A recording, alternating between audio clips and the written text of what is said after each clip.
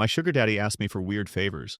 His Tinder profile said he was 45, but he looked to be in his early 30s at most. Looking for a sugar baby. $700 weekly. No sex. It sounded too good to be true, but as a broke university student, I was willing to take my chances. I swiped right and Tinder let me know it was a match. His message came seconds later. "Hey there, sweetheart." I cringed at that word. I hated it. But $700 was $700, so I sucked it up and replied, "Hey." His name was Jack, and he told me he owned his own business, although he never specified what kind of business it was. We talked for a while before he asked me for my Venmo to send me the first payment. After a few minutes, I got the notification. I stared at the $700 for at least 20 minutes, expecting to wake up from a dream at any second. But it wasn't a dream. "You still there?" I clicked on the message. "Yeah, sorry. If you don't mind me asking, what are you looking for in return?" I stared at the chat until he replied, "I'm just looking for you to do a few favors for me." That sounded like it was going to be sexual to me. Like what? For example, "The first thing I need you to do is pick up a delivery for me." That sounded innocent enough, but I was still expecting there to be some kind of twist. $700 to pick up a package? Come on, even I wasn't that naive. From the post office or something? Or I'll send you the address, but I'd rather not do this through Tinder. You got Kick? Or you can give me your number. Kick. What was this? 2011. I decided to give him my number instead, and he texted me the address immediately, followed by the address to his house, where I would have to drop off the package. I'm not home right now, but there's a key on the bottom of the blue flower pot near the door. Go inside and put the package on the coffee table in the living room. Make sure that you lock the door when you go inside the house, and then lock it again when you leave. I grabbed my car keys and wallet and got into my car, putting the address into Google Maps. Got it! My phone buzzed as I backed out of my driveway. I'm serious. Lock the door both times. Please. I thought that was a little excessive, but I promised him that I would. The house looked abandoned. It had a broken chain-link fence around it, with a small door that was hanging onto dear life. It stuck out like a sore thumb, surrounded by houses that were a lot nicer than this one in comparison. "You here for Jack's shit?" I looked up to see a man standing in the open doorway of the house. He took up almost the entire space, his head skimming the top of the doorframe. He was huge, in height and muscles, and his entire torso was covered in tattoos. Yeah, I guess," I replied, not moving from my spot on the sidewalk. "Stay right there," he said. I did.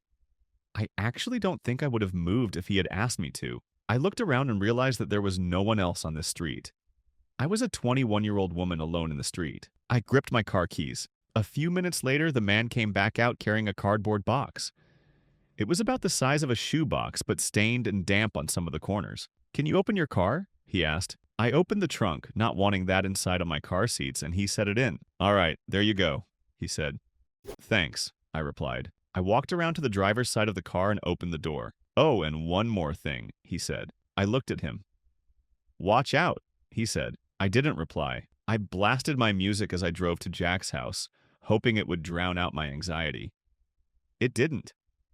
I parked my car in the stone driveway and stayed inside the car, admiring the house. It was a huge house, with stone pillars on the front porch and the greenest grass I had ever seen in my life. I turned the car off and got out. I grabbed the package and walked to the front door, getting the key from where he said it would be. I opened the door and stepped in, closing it behind me. I thought about what he had said about locking the door when I got inside. I thought that was a little overboard, but as I stared at the closed door, something made me reach out and lock it. I walked inside, my feet cushioned by the thick maroon carpet, and admired the inside of the house. All the furniture was wooden and looked incredibly expensive. I would probably finish school a dozen times with the money that it took to furnish this place. I set the package down on the coffee table, and as I walked back to the door, I heard a phone ringing from somewhere inside the house. I froze. In my pocket, my phone buzzed. I took it out to look. Don't answer any calls that aren't from Marvin. I put my phone back and followed the sound of the phone, poking my head into a few different rooms before I found it in an office. I walked over to the desk and looked at the caller ID. Incoming call from Jack. That was odd. I grabbed my phone to look at the message again. I was starting to get a little bit creeped out and decided I wouldn't answer. Just to be safe, and left the house, remembering to lock the door as I left. I've done a few more favors for Jack since then. I drove a BMW to a random park in another city, only to get out and drive a different car back to Jack's house. He had me meet one of his employees at lunch, who then gave me a briefcase to deliver to the first house I had gone to, and told me he would know if I looked inside. On several occasions, he asked me to drive down to that same house and stay with the guy, whose name was Julio, for a certain amount of time. In total, I've made around $3,500. Most recently, Jack asked me to stay in his house overnight. I woke up to a text message from him. "I need you to spend the night at my house." I had never seen him in person, but I had talked to him on the phone a few times. He proceeded to tell me he would pay me $1,000 to spend the night at his house, provided that I followed a few rules. I drove to his house that evening. The driveway was empty, and it normally was, but the porch light was on. I walked up, unlocked the door, went inside, and then locked it again. Everything in the house looked the same. Jack had told me over the phone that he would leave the list of rules on the dining room table. I set all my stuff down in the living room. My bags looked like garbage compared to the fancy furniture in there. I wandered into the kitchen and then to the dining room. Sure enough, there was a piece of paper on the wooden table held down by an empty glass. "Lock the door when you come in. Only answer calls from Marvin. Don't turn on any faucets between 9 p.m. and 11 p.m. Don't open the door for anyone, no matter who they say they are, after 10 p.m. If the door to the closet at the end of the hall is open, sleep in the library. If closed, sleep in any of the bedrooms. The gardener comes at midnight. If he starts knocking on the windows, hide. Turn the TV on and let it play on static through the night. Do not forget to do this. Help yourself to anything in the fridge. I'll pay you in the morning. Good night." I made sure to follow all the rules. To be honest, I was regretting my decision. But seeing as I was already here and I was getting paid, I decided to stay anyway. I figured as long as I followed all the rules, I'd be perfectly fine. Still, it felt a little odd.